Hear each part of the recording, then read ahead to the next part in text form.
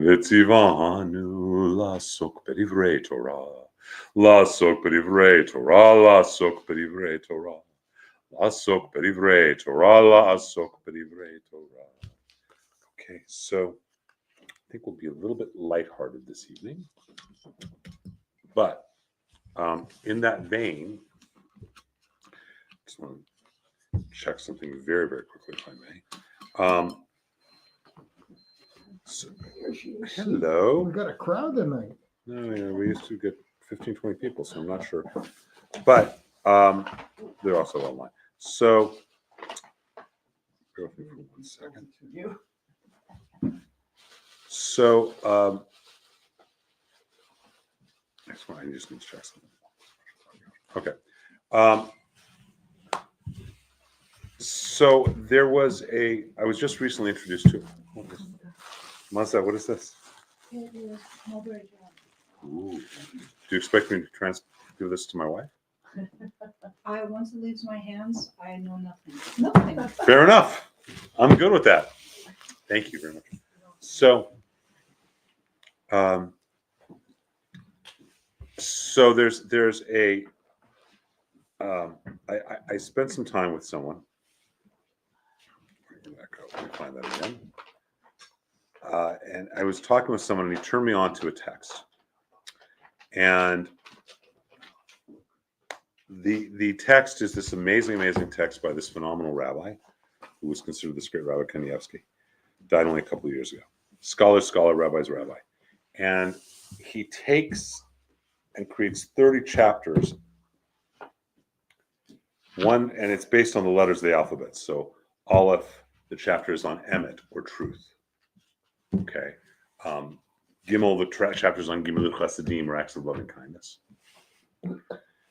And he takes these 30 chapters to basically guide people. It doesn't add any new information. It's all quotes from Talmud and Mishnah, and very esoteric texts too. I mean, texts that are much more esoteric than things I've ever studied. And the whole purpose of this book is to get people to experience, not just understand, but to experience Judaism is not a philosophy, it's a way of life. And so I've been working and studying this. And then there's a book by Rabbi Nachman called the Aleph Beis book, which it's not 30 chapters, but he does the exact same thing by Aleph, Bet, Gimel, Dalet. So I was actually thinking, I wanted to get, Orlando, your opinion especially. I was thinking of taking this book by Kanievsky, Okos Yosher, and it's 30 chapters, but condensing each chapter and then doing like a 30-day program, either video or writing. What do you guys think of that idea? 30 days. So each person would.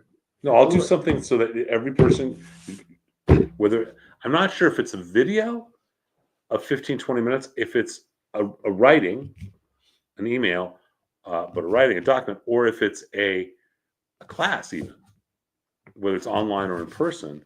What do you guys think of that kind of concept? Interesting. Yeah. I think the class would be easier in some ways. Be easier on me, but that's 30-day commitment for 30 people. Yeah. I mean, 30 people. Does it have to be consecutive days? Or could it no, like it could be. every 2 weeks. It could be whatever it could be.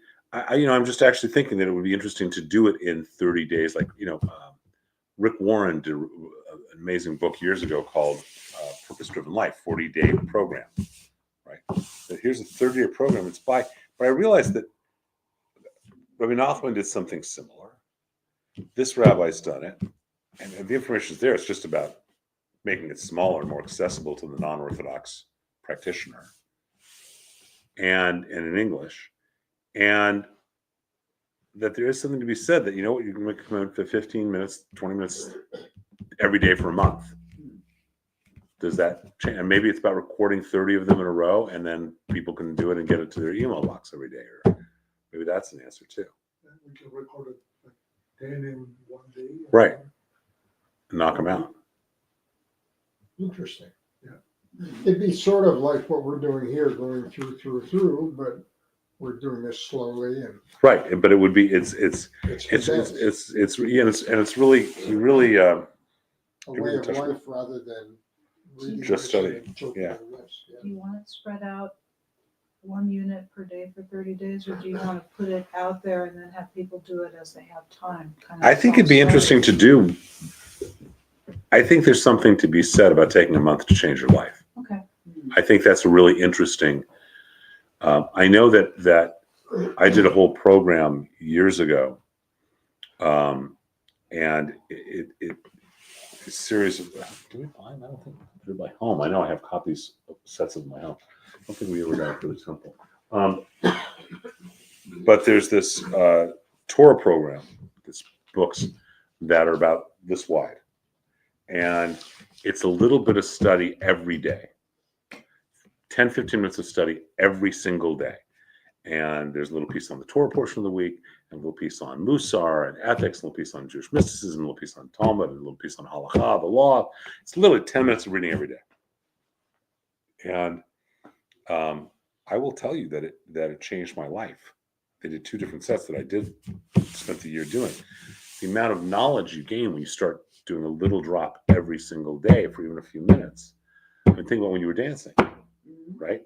There is nothing that compares to doing that same exercise every day for a year, right? There is no substitute for it. There's nothing that gives you that kind of depth.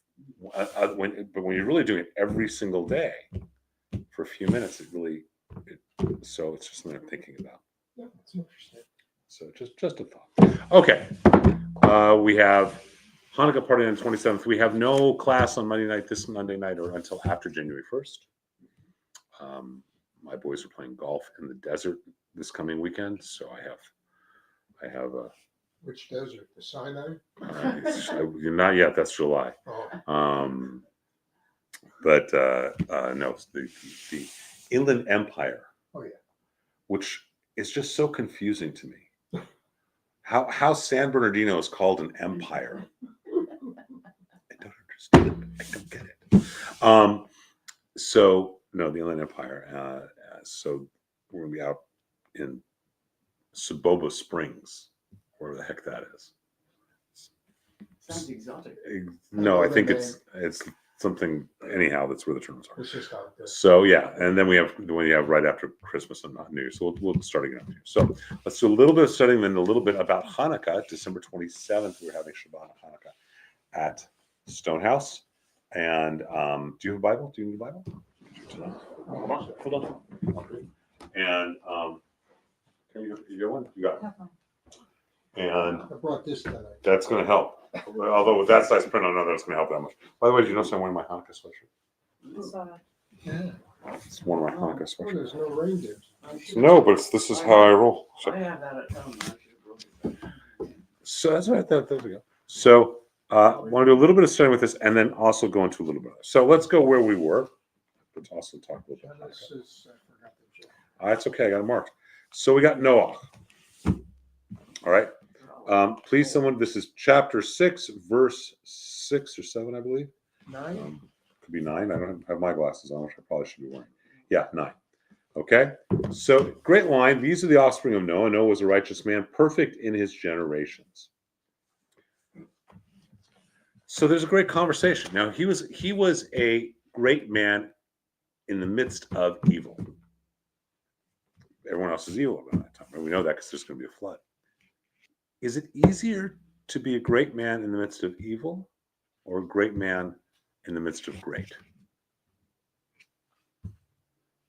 Because there's this whole dialogue that the sages have in I Talmud. think it's, There's no right answer, by the way. no. Surrounded by evil, it's easier to be a great man because you're not evil. But it's easier to be seduced into being evil. Well, unless you're a great man. Well, it's hard. Is it harder to be a great man there? Is it harder to be when you're being encouraged by other people who are saying, you're doing a great job. We can do even better. Let's all do better. Well, What do you think? I think you look better. yeah. I'm sorry. There was the phone ringing. So again, you're saying, I'm sorry. It's very materialistic. I think you look better when everyone else looks bad.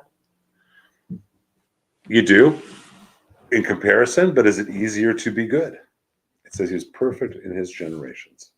He's a tzaddik, a righteous man. Because really, that's, is it easier for him or was it harder for him where he was? Either way, he had a journey, right? Now, Noach's name, Nach, actually means to rest. Shvanach is a resting vowel. So he has these three sons. We all know the story to whatever level, right? There's a flood. And we have the first appearance of a word in this Torah portion after the flood. God makes a brit. Okay? In Yiddish, a bris. Okay? And it's the very first thing that God does. It is in chapter 9, verse 12. This is the brit that I give between me and you. A brit is a covenant. It's the first time we see this word. Now, what else is a brit? When I say bris, what do you think of?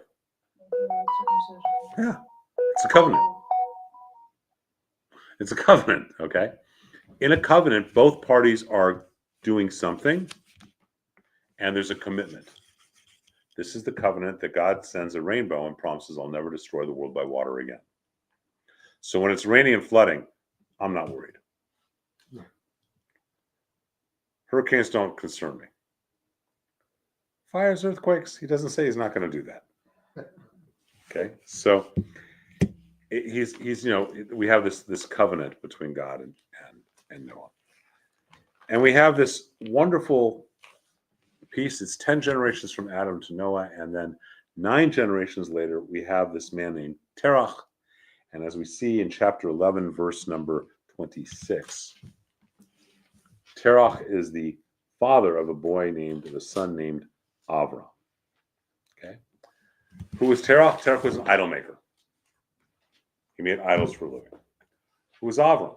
Avram is this guy who's his son who believes that Terach's wrong. He believes there's only one God. And he comes to this conclusion because he sees the sun and he says the sun must be God. And then the sun is passed over by a cloud and he says the cloud must be God. And the cloud is blown away by wind, and the wind must be God. But the wind stops as the sun sets and it's nighttime. Therefore, the nighttime must be God. And then the stars come out, so the stars must be God. But then the moon comes out, so the moon must be God because it's greater than the stars. And then the dawn comes and the sun comes out, and now he realizes, okay, there's only one God. Right? He thinks it through, that these idols don't really make sense. And there's a lot of midrashim, a lot of stories about Avram. A very famous one that he goes into is that his father comes home one day from, not home, but goes to the store one day, and all of the stone idols in his store are broken. You guys heard this? All of them are broken. Except for one, the biggest one that's holding an axe in his hand. His father says, Avram, what happened? And Avram says, well, someone came with an offering, and all the gods fought over it, all the idols fought over it, and that one won. And Terach says, that's ridiculous. They're only stone. And Avram says, let your ears hear what your mouth says. Because it's really important to understand that Terach really didn't believe that they were gods. He just was making them. So there's this guy, Avram. He lives in a world, idol maker, pretty successful guy, land of Canaan. And we then get to chapter 12, excuse me. Hashem said to Avram, go for yourself from your land, from your relatives, and from your father's house to the land that I will show you. These are the first words of the Torah that God speaks to Avram. But let's translate them one word at a time in the Hebrew. Vayomer Adonai el Avram. And God said to Avram, Lech lecha. Lech is a command form of saying go. It's not saying please go. It's a command. Go. Okay. Lecha means into yourself, to yourself, with yourself, for yourself, by yourself. So he says to Avram, go into yourself, to yourself, with yourself, by yourself, for yourself. Ma'artzacha, from your land. Ma'artzacha, from the place of your birth. Beit avicha, and from the house of your father. El ha'aretz asher arecha, to a land that I will show you. Very first word said by God. I have a question. How does this differ so much then from the Abraham, which is coming up later? What do you mean? Well, it looks like God is speaking to a man, and the family has decided, or the man has decided that there's one God, why does the story of Abraham become so much more significant than what's happening? This is the here? same guy. This is Avram. Oh, Avram will actually become Abraham. oh, Okay, he's going to get a name change. it's the same person. Same person. And it's the one who decided there must only be one God. Correct. Okay. Correct. Yes, he will ultimately be known as Abraham The answer is this story is no different. because it's the same guy. Exactly. So, Okay. but what is he saying? Go into yourself, to yourself, with yourself, for yourself, by yourself, away from everything you know, right? Away from your land, away from the place of your birth, away from the house of your father, to a place I will show you. Isn't that the definition of meditation? Mhm. Meditation. Meditation. What do you do when you meditate? Do you meditate? No. No. We'll work on that. But I'm sorry, What- you taught us and you worked really hard, and I apologize. there's nothing to apologize for. I just put it out there. I got no attachment whether We'll do anyone it uses it or again. not. That's it. I'm just talking to someone about you. You know, you put it out there. You don't know how it's going to be received one way or the other. So, the essence of meditation of any spiritual tradition, right? In their meditative practice, their essence is you go away from everything you know into yourself, and you will see what God's going to show you. The very first words by God to Avram are to go meditate. Isn't that interesting? That tells you what our tradition is. Our tradition is more similar to the way Buddhism is practiced in many ways than to the way Catholicism is practiced. People don't want to hear that, but it's true. That's literally what happens. So we have this story where he tells him to go in, and then he makes this great comment. And I will make of you a great nation. I will bless you. I will make your name great, and you shall be a blessing. I will bless those who bless you, and I will curse those who curse you. And all the families of the earth shall bless themselves by you. So first of all, he's saying right up front that he's going to make him a great nation. He's going to bless him. He's going to make his name great. He shall be a blessing. But he makes this great comment. I will bless those that bless you. I will curse those that curse you. Do you know the best predictor of how a nation is going to do, how long it's going to survive, how successful it's going to be? You can, with 100% accuracy, look to how they treat their Jews. And that's not being from an ethnocentric place. That's just the canary in the coal mine. Ireland's in trouble. Yeah. Ireland is in trouble. Ireland is in trouble. A lot, but not just Ireland, a lot of the world. And you can see with across the board, as soon as the anti-Semitism and persecution comes out, the greatest of empires fall very shortly. It's why different empires at different times have made it a point. Napoleon made it a point to treat Jews well. Spain at one point did the same thing, then stopped. Germany at one point did the same thing before Hitler. Germany was a great place to live in the 19th century as a Jew. Right?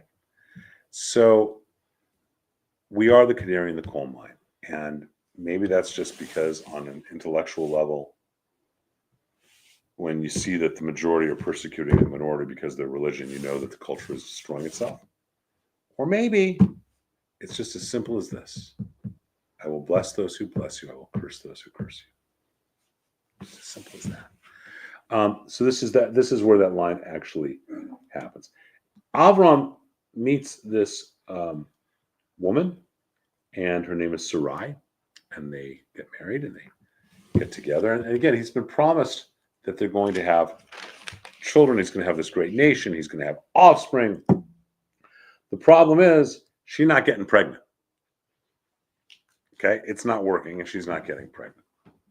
And so we know the story that eventually she asks that her handmaiden Hagar consort with Avram, and as a result, has a child, and that child will be Ishmael. Okay, remember it's Sarah's idea, Sarai's idea.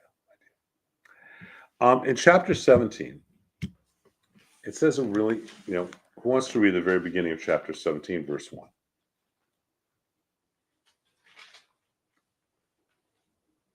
Go on. when Avram was 99 years old, Hashem appeared to Avram and said to him, I am El Shaddai. Walk before me and be perfect. Okay, remember that. El Shaddai is another name. That's why the shin, that's what's on the outside of a mezuzah. If you look at a mezuzah and they have shins, that's why. Now let's go back to where we started this in chapter 6, verse 9, I think it was. Right? Noah was a righteous man, perfect in his generations. Noah walked with God. So Noah's perfect and he walks with God. Here God is saying, walk before me and be perfect. So here's a question. Excuse me. I was going to say, where the train ran through here. That was very cool. Now that's a ring. That's for messages only. So which is easy? So this is two ways of being perfect. Noah walks with God. God is side by side with him. That's easy. Avram needs to walk before God, which means God's behind him, ready to catch him, supporting him. That takes more faith, doesn't it? And that's what Jews are. We're all responsible for the Noahide laws, the idea of being next to him, but we choose, Judaism is about having the faith to know that God is there supporting us. Now, we have different ways to remind ourselves of that reality that God's supporting us. One of them you have on. Okay? Reminds you that there's something, just like a father is helping his child walk by standing behind him but having his fingers in front of him, God's doing the same with you, with all of us. So it's a really very beautiful, beautiful understanding and image. Go on. So now he says, walk before me and be perfect, and go ahead. Better for a man to read this than a woman, chapter 17, verse 2. No, you were on the right page. Oh, I think you were. I think it's page 33, I think. It is. Good. If you don't want, you want to read? You want Go, me to yeah, read? go ahead and read. Okay. Verse 2. Yes. I will set my covenant between me and you, and I will increase you most exceedingly. So again, there's a covenant. We're both going to have an agreement here where there's going to be a sign of that covenant. This brit or bris, go on. Abram threw himself upon his face, and God spoke with him, saying, As for me, this is my covenant with you. You shall be a father of a multitude of nations. Your name shall no longer be called Abram, but your name shall be called Abraham, for I have made you the father of a multitude of nations. So the hey of God's name gets put in Avram's name because it's Yud Hey Vav Hey is how we spell his name, remember? So now it's Avraham as opposed to Avram, same guy. And his wife Sarai is going to become Sarah. Go on. I will make you most exceedingly fruitful and make nations of you, and kings shall descend from you. I will ratify my covenant between me and you, and between your offspring after you, throughout their generations, as an everlasting covenant, to be a God to you and to your offspring after you. And I will give to you and to your offspring after you the land of your sojourns, the whole of the land of Canaan, as an everlasting possession, and I shall be a God to them. Okay, so he's saying, this is what I'm giving. Go on. God said to Abraham, And as for you, you shall keep my covenant, you and your offspring after you throughout their generations. This is my covenant which you shall keep between me and you and your offspring after you. Every male among you shall be circumcised. You shall circumcise the flesh of your foreskin, and that shall be the sign of the covenant between me and you. At the age of 8 days, every male among you shall be circumcised throughout your generations. He that is born in the household or purchased with money from any stranger who is not of your offspring. He that is born in your household or purchased with your money shall surely be circumcised. Thus my covenant shall be in your flesh for an everlasting covenant. An uncircumcised male who will not circumcise the flesh of his foreskin, that soul shall be cut off from its people. He has invalidated my covenant. Okay, so Is he saying that if somebody wants to buy my house, he's got to circumcise himself? no. No. But he is saying that if you're going to be part of the people of Israel every male must be circumcised. God's making the promise. You as a group get this, but you're giving this. You get this land. You're going to be father of nations. Kings shall descend from you. And what are you giving? You're giving your foreskin. So let's talk. Well, I'll read the next paragraph for you. And God said to Abraham, as for Sarai, your wife, do not call her name Sarai, for Sarah is her name. I will bless her. Indeed, I will give you a son through her. I will bless her, and she shall give rise to nations. Kings of peoples will rise from her. And Abraham threw himself upon his face and laughed. And he thought, shall a child be born to a 100-year-old man? And shall Sarah, a 90-year-old woman, give birth? And Abraham said to God, oh, that Ishmael might live before you. God said, nonetheless, your wife Sarah will bear you a son, and you shall call his name Isaac. And I will fulfill my covenant with him as an everlasting covenant for his offspring after him. But regarding Ishmael, I have heard you. I have blessed him, will make him fruitful, and will increase him most exceedingly. He will beget 12 princes, and I will make him into a great nation. But I will maintain my covenant through Isaac, whom Sarah will bear to you by this time next year. And when he had finished speaking with him, God ascended from upon Abraham. So God says, I am going to remember Ishmael, but the covenant is with you and Isaac, and this land, is it Ishmael's or Isaac's? Isaac's. Very clear, isn't it? There's no questions about that in the text, is there? No. And it's this issue of a circumcision, of the Brit Milah, the circumcision of. It doesn't apply to Ishmael either. It will apply to Ishmael. Ishmael's going to get circumcised, and that's why Arabs will get circumcised. They did, but as teenagers. Okay. They used to. I don't know how many do now, but they were. That was the tradition. Because if the next paragraph, Abraham took his son Ishmael and all those servants born in his household and all those he had purchased for money, all the male members of Abraham's household, and he circumcised the flesh of their foreskin on the very day as God had spoken to him. So, but the covenant is with Isaac, and Abraham's is with Isaac. Why Isaac? The word Yitzchak means laughter. It's because they laughed. They didn't believe in this. They didn't believe that he was going to have a child. That's your Hebrew name is Yitzchak. Okay. So is that why Muslims circumcise at 13? Yeah, that's my understanding. I'm not Islamic, but yes, that's my understanding. Is it comes from this place right here, from Ishmael, because they claim descendants. They claim Ishmael is their ancestor. So, Or painful. well, that becomes an issue of a fight. One of the midrashim is that's a fight between Isaac and Ishmael. That Isaac says that one of the things that leads to the Akedah is that Isaac says, I love God more. Ishmael says, I love God more. Ishmael says, you got circumcised at 8 days. You didn't feel anything. I got circumcised as a young man. I love God more. I was willing to give my foreskin. And Isaac says, I would give my whole life to God. Okay, and that then prompts the Akedah, the finding of Isaac. So, but the real piece in here is to understand how important the covenant is. Now, why would we need to cut a foreskin? I don't know. And don't tell me cleanliness. It's symbolic. It's something you can't give back. You can't. I guess you could reattach it these days, but you Can't no. Yeah, I don't think anyone's even tried that one yet. They might have, I don't know. So let's look at, first of all, when we get to the 10 energy centers, the Sefirot, there's that creative energy center called Yesod, and you're cutting off the Keter of it, the crown of it. So it's no longer about the animal lust, but now it's about connection with your partner and with God exclusively.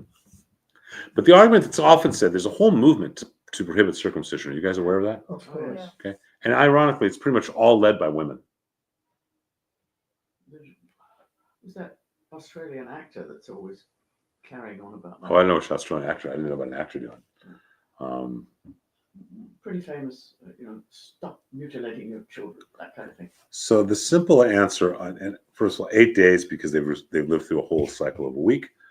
So they've embodied all the 7 energy centers in their body, and they've lived through every day of the week. So we do it on the 8th day. Unless, by the way, there's a health issue. There's a health issue. Spun from the 8th day, you can do it anytime. You do it as soon as you can, but you can do it anytime. But someone says, my child is perfect. Why am I going to do that? Well, here's an answer. do you teach your child what to do and not what to, and what to do and what not to do? That's part of what we do, right, as parents? Yeah. Okay, same thing. It is saying I am in partnership with God in the raising of my children. God made you perfect. God made Benjamin and Jonathan absolutely perfect. Perfect. And I am saying I'm in partnership with you, God, in raising them and helping them become the men they can be. It's a real powerful statement when you look at it that way, isn't it? Interesting personal story. My youngest boy was born without a foreskin. Wow. And whomever we consulted said yes, but He does the Brit that's right, Hadam. we can use a needle just to draw a little blood, and that will suffice. That's what we do when someone converts. Mhm. If the man is converting and he's already been circumcised, then we draw 3 drops of blood. Yeah. A very funny story that I tell all the time because I love this couple so much. I will not say who they are because they come to temple periodically and I love them so much. And she's Persian and he is not, and he went through conversion, and they've been together for a number of years. And they're in the car, and he's gone to the doctor, the Moyle, who's also a doctor. I always recommend Moyles who are actually also MDs. That's just my personal preference. I know the guys, and so goes to the one I recommended. Calls me afterwards. I go, "How was he?" He goes, "I'm okay." I mean, they drew 3 drops of blood. He was already circumcised. And so we're talking on the phone. He goes, "It's a little bit sore." I said, "No problem. Have the name of his fiance kiss and make better." And all of a sudden, I hear this voice go, "Hi, Rabbi," which was very embarrassing. But it really, people happens all the time. Even when you're circumcised, you need to do it. Now, a number of years ago, I was up in San Francisco at a funeral, and someone else was at the funeral minyan, and they were telling me about how conversion really wasn't that hard in the temple that they went to for her husband. And I said, "Oh, there wasn't that much saying." She goes, "No, the rabbi just wanted to make sure that he, wanted to raise the kids Jewish." I said, "Okay, but it still was hard. I mean, he had to get circumcised." "No, he didn't have to do that." I said, "Well, okay, so he was already circumcised, so he still had to get 3 drops of blood." She goes, "No, he wasn't circumcised. The rabbi didn't make him do it." Now, is that man converted to Judaism? No, No. he's not part of the covenant. And what rabbi would say that? Reform. Some reform guy in San Francisco. What do you want me? Who said, Probably. yeah, you can convert, but what the heck's a circumcision? Exactly. That's exactly. Or he's probably now part of the group of queer rabbis for Palestine. Yeah. I don't know what to say. So this is what's going to happen, and we know much more of the story. I want to get into something else this evening, but we know what's going to happen from here on. But we have this promise made to Sarah, and it's really important. Currently, in Israel, who does that land, according to the Bible, belong to? It belongs to the Hebrews, the Jews. Belongs to the sons of Abraham and Isaac and Jacob, right? Yeah. Does that include the West Bank? Yeah. Mhm. Does it include parts of Syria, parts of the Golan? Yeah. And so it's interesting what's going on in the world today with regard to this. All right. We have Hanukkah coming up. I'm not going to see anybody before Hanukkah. So I thought we would do, a little bit of Hanukkah. Helena, would you toss me a dreidel, please?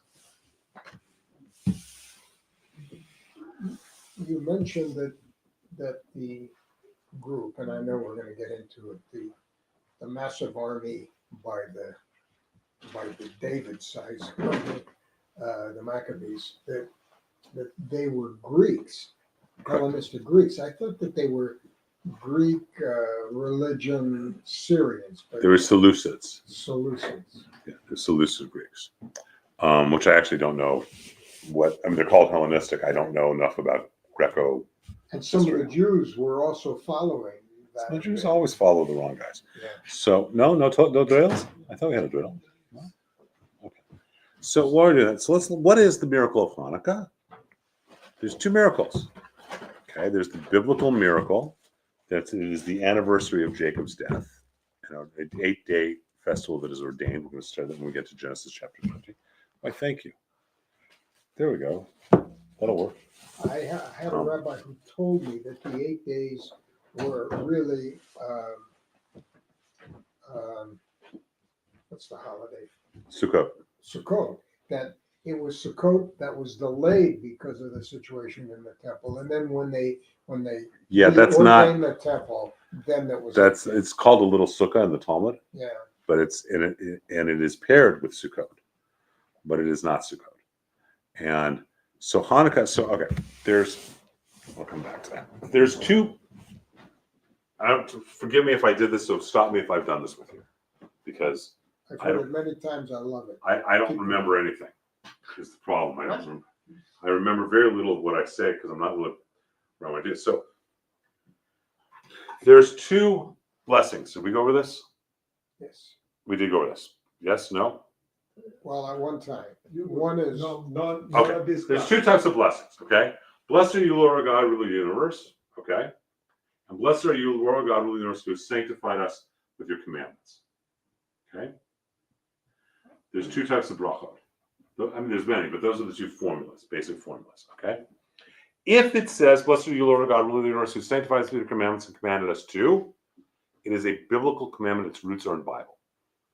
If it says, blessed are you, Lord God, ruler of the universe, it is a rabbinic blessing. It came out of the rabbis. So, blessed are you, O Lord our God, ruler of the universe, who creates the fruit of the vine. Is that determined by the rabbis, or was that a biblical commandment? That's Rabbis. Okay. Blessed are you, Lord our God, ruler of the universe, blessed are God, ruler of the universe, who brings forth fruit from the earth, who brings forth bread from the earth. Okay, from whom all things are created. Rabbis. Okay. Blessed are you, Lord our God, ruler of the universe, who has sanctified us with your commandments and commanded us to kindle the Sabbath lights. It's biblical. Right? It's biblical, right? Okay.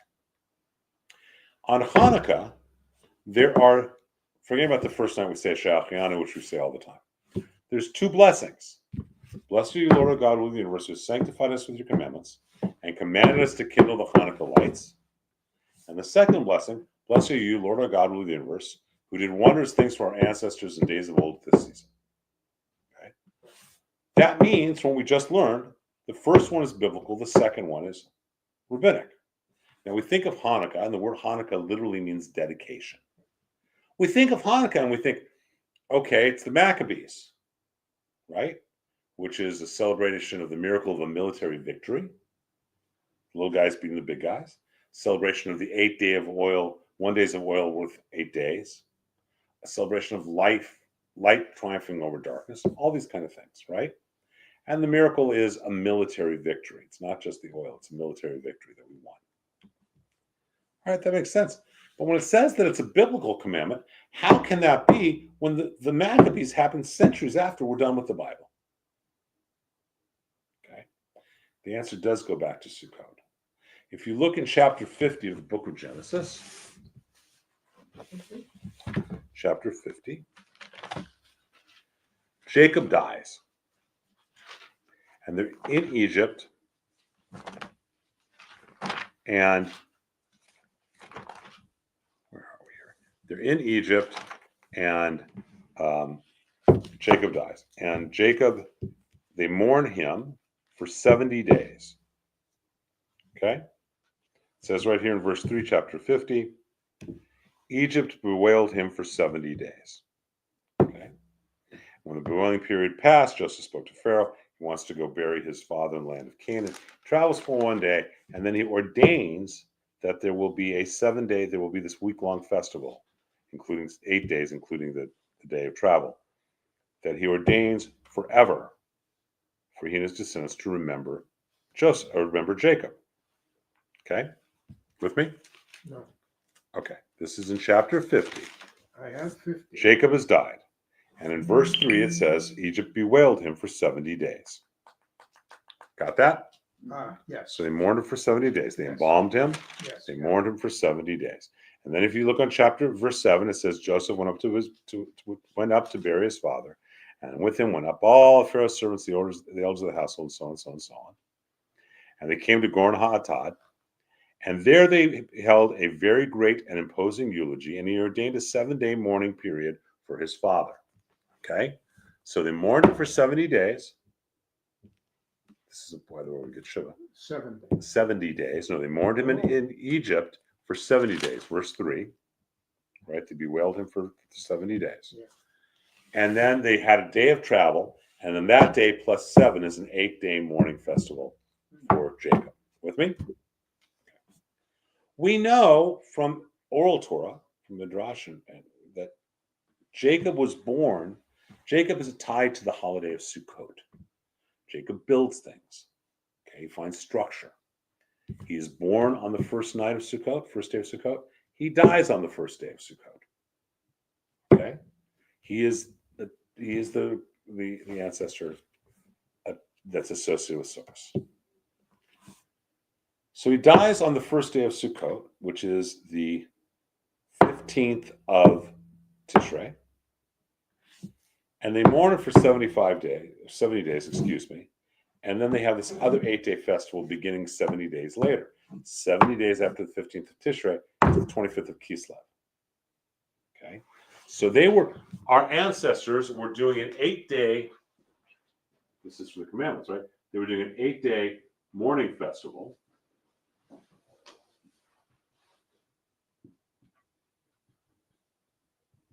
Beginning on the 25th of Kislev.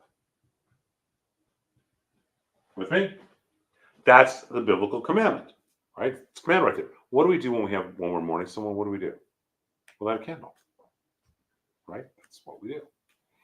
So they were doing this is the father of all the Jewish people. So they're doing an 8-day mourning festival. Many centuries later, we have this 1 day of oil that lasts for 8 days. Okay, that's a miracle for our ancestors in days of old at this season. That's the second blessing, Shasa. Okay, so this becomes the Maccabees. The other is Joseph. So it is both a biblical holiday and it is the Maccabees. It's 2 holidays celebrated in one 8-day period. Now, did the miracle of the oil happen on the exact same day? Who knows? Theoretically, it did. Or maybe our ancestors just said, you know what, this is within a day or two when we got to do Joseph's yard site anyhow. Let's just throw it all together and do them both at the same time. Either would be possible. Okay, but that's why we have the 2 blessings. And what are the symbols of Passover? Well, latkes, as of Ganiot, oil, oily foods. Only Jews can have Shavuot, which is a cheesecake holiday, and Hanukkah, which is a latke holiday. We have this, a dreidel. Okay. Now, why do we have a dreidel? Well, it was a gambling game. Soldiers gamble, when they're off duty. And it says on the dreidel, Nun Gimel Daled Hey, Nesgadol Haya Po or Nesgadol Haya Sham. A great miracle happened there if it's a dreidel made in this country or outside of Israel. If you get a dreidel made in Israel, it says a great miracle happened here. So it's Nesgadol Haya Po. So instead of a shin, it has a pay. And you spend once again. But what's really the miracle of this? Or what's the teaching in the dreidel? Do we have a grogger? We don't have a grogger there, do we? You have everything. Orlando has everything. The 2 rabbinic holidays that are the 2 big rabbinic holidays are Hanukkah and Purim. Okay? Also 2 different holidays about the Jewish people being saved. Purim, thank you. Purim, they want to kill our bodies. And we act, the people fast. Esther asks Ahasuerus, the whole thing happens and the miracle happens. And we do this grogger, right? But Judaism is very smart. Why are we doing a grogger? Because this reminds us that the miracle starts from here. We had to do the effort. We make it spin from up here to go up. Make sense? Dreidel, we didn't do anything to deserve the miracle. God just made it happen. So this is effectively, aren't these two the same things? As a toy? If you made this a noisemaker, it would make the same thing. It'd be the same thing, wouldn't it? And if you made a little pointed end on this, it too would be a dreidel, wouldn't it? At the top. So what are the differences? This one, a dreidel, God gave us the miracle. Does that make sense to everybody? Mm-hmm. Moreover, that what in Purim, they were trying to destroy our physical lives. They wanted to kill us physically. The Seleucid Greeks did not want to kill the Jews. They had no desire to kill the Jews. They wanted to convert the Jews. They wanted to destroy our spirit, not our bodies. They wanted to destroy our bodies. Haman and his group. These guys didn't. And so we find this teaching again that God saves us in our spirit. We may have to save our own bodies. God will save our spirit if we allow that to happen. Okay? And then we get this. What is this called? Hanukkah. Hanukkah, exactly. Not a menorah. Not a menorah. A menorah has 3, 3, and 1. Okay? It does not have those 2 at the end. A Hanukkah must have the shamash, which is the helper, has to be separate and or above the other ones. So you could have a Hanukkah that had all different things, but this guy's over here. The shamash. The shamash, he's going to go find something else. Tell you, Gotta go to the bathroom. he's going in the Orlando closet. He's in the Orlando closet. I don't even have a key to that closet. There you go. Here we go. A Crayola one. Happy Hanukkah crayons. So also fine. This is the shamash. See, it's a little higher, but it's on that side. So let's look at what happens with the Hanukkah. And there it says, the soul of the human being is the candle flame of God. Okay. Nishmat Adam Ner Adonai. And in the book of Proverbs, a candle flame is a symbol of the soul. Okay. And when we light a candle, we're lighting our souls up. Well, let's look at this Hanukkah. What is important about candlelight? Did you say that it makes your eyes dilate? It does. That's not what I was thinking, but what's really important about it? It lights up darkness, right? How many dark spaces is the Hanukkah lighting up?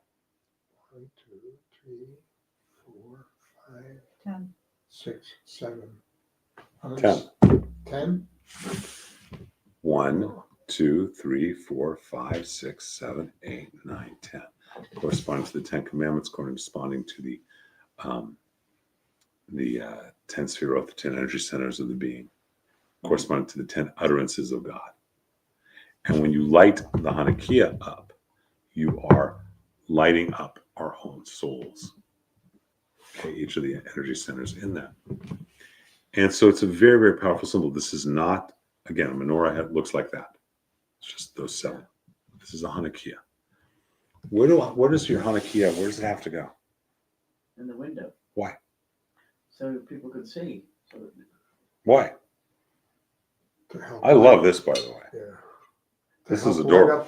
help light up the world. I think. To show your faith to others. It's a military statement. It's purely a military statement. There's a Jew in this house. Okay, it is making a statement. We will not let our spirit be destroyed.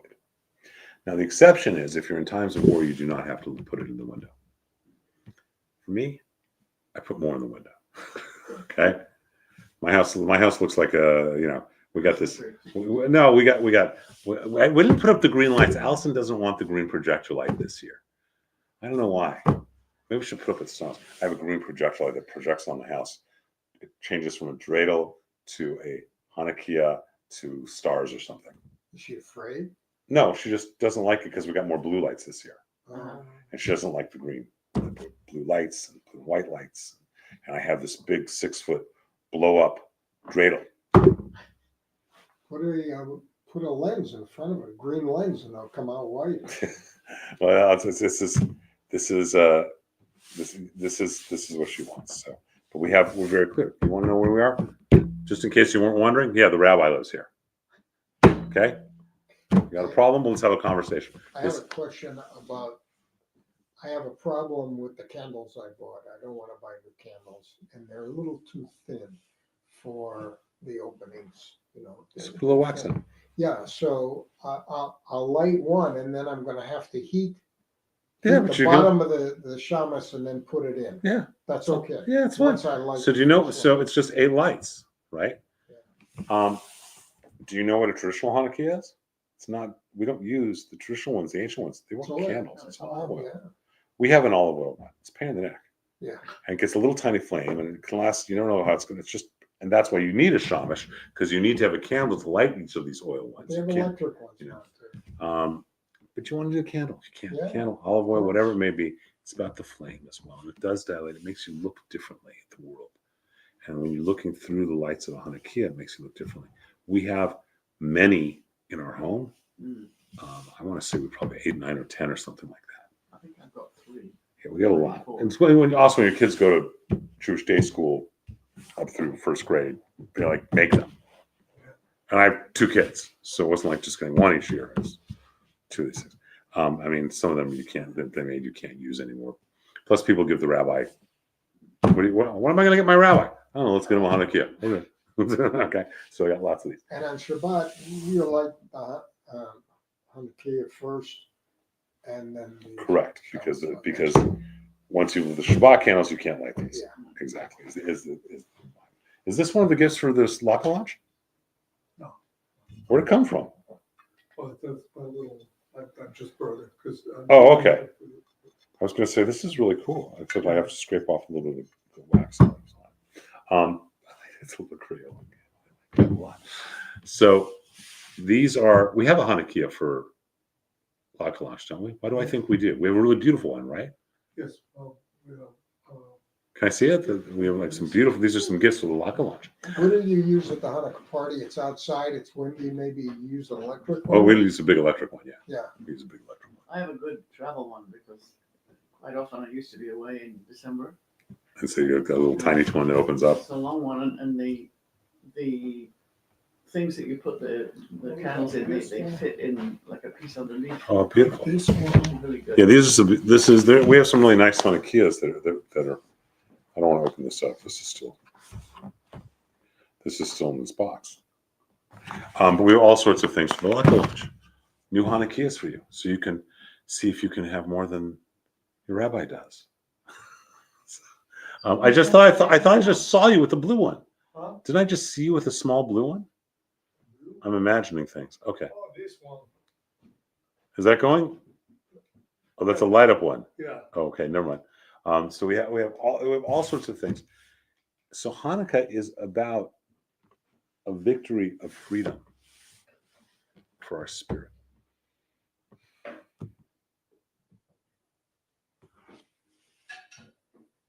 What has been done in the last 14 months has taken a toll on all of us. I don't think any of us last Hanukkah expected we'd still be in war a year later. Certainly I didn't. But we are. And it's important to dedicate ourselves. And when we put that Hanukkah in our window, we're dedicating ourselves. Do you know what it's called when you put up a mezuzah? Hanukkah Habayit, dedication of the house. And it's really important. And it is connected to Sukkot in what we build. Those 2 holidays are connected, the 70 days. And it's really much more important. You know, as a little kid, we think it's important because we get gifts. Then we become older, we think it's not important because we think it's only about an oil. But as you get older, hopefully more read, it's actually really an important holiday. It's a really important holiday, especially in times when we are outnumbered, outgunned, and attacked. Because you know what? My faith that we will survive is not blind. We have thousands of years of history proving it, including and especially this one, don't we? my own personal feeling is this is going to be over within 6 months. To the betterment of the situation. I can only tell you the Maccabi games a week and a half ago said they're having the games in July. And they're not going to, unless something God forbid really happens, and they're not going to put people at risk. Yeah. They're not going to have a new event called, duck the missile. It's not. Oh, sirens, let's duck it. That's not going to happen. No. So the fact that they're saying that says to me that they're pretty confident that they're going to. What, do you know the dates? July. I'm finding out from Maccabi World Union. I've talked with them, and they're planning a trip for us. That I'm I have all sorts of information, hopefully sooner as opposed to later. But the idea would be, I think we need to be there like the 7th or the 8th. I think we need to be the 7th. The evening of the 8th, there's a VIP gala for people who are like major sponsors of Maccabia, government officials, people like that we will be invited to. Then, if I've got my dates right, then like the 9th is opening ceremonies, and then we would have another 9 days in Israel doing whatever, different things, as well as whatever events anyone wants to see. So there may be a synchronized dancing event. I have no idea, but there may be something that you really want to see. I'll be competing on July 5th. I'll be singing in Denver, but I'll be thinking. We're thinking a few days later. Yeah. We're going to have a few days later. We have the games, and so I'm going to find out about it, more information about it. And as I said on Friday, everyone will be responsible for their own flights, because some people have mileage on this airline and some have mileage on that airline. Other people are going to want to go early. Other people want to stay later. Other people are going to say, I want to go through London, or I want to go through Vienna, or I want to go through Paris, or Prague, or wherever they want to go through. Well, I would like to go. The only thing that might stop me is that Stan may have to have a hip surgery, and the surgeon said to him today he wants to do it if he does it in July. Do it in July after you come back. Hmm. Come afterwards. So we'll find out more. But that's when Maccabi is. But so my sense is that you're right, that the war, God willing, that there will be safety. So this holiday we are entering is very much about preserving our own spirituality against all odds. I have 2 questions about Hanukkah. Since it means dedication, I was thinking, and I thought I had heard that the word and the dedication is because the the temple will be rededicated after it's being defiled. That's yes, absolutely. That's what it was. It's exactly what it was. It was dedicating the temple. Okay. And as part of dedicating the temple, you needed to have oil. You needed to have Right, this holy oil, and that was the second miracle. and that was the miracle of it. The other question. But the real miracle is the military victory. It's a military The other holiday. question I have is, I know there was a committee, and I don't know when that committee met, decided on what books should be in the Bible. And Oh, the sure. book of Maccabee is not one of them. Correct. So there's a discussion. There are discussions in the Talmud. It's not a committee, but discussions in the Talmud. Should we codify? Should this be part of our sacred text or not? Okay. And so some is not. It's called the Apocrypha. Excuse me. And some of it is included in the New Testament, in the Christian scriptures. So it is. You're absolutely right. There are other books that we don't consider as part of the Tanakh, and the order of the writings section Well, I know that's. of the Tanakh. Well, both the prophets and the writings are reversed, but the original order, and we'll get to that in a few weeks, of the writings section, the Ketuvim section of the Tanakh, is not the order we study in it today. This is a different order. That order actually makes more sense. The original order. This is grouped together, the writing section, as three books of poetry, 5 books that are associated with holidays, and other writings, as opposed to the original structure was based upon the psycho-emotional development of the human being. That was the original order. So did they give a reason then in the Talmud why that was one of the books that was? yeah, it's just not one of the. I mean, it wasn't one of the Just spiritual ones that didn't chose. I'm sure there's discussions that I don't know. Look it up. But it's just wasn't one of the ones that made the cut. It's interesting. It's become such an important holiday, and it's not here. Well, but it is here. We just studied it. It's in chapter 50 of Genesis. Okay. And it is.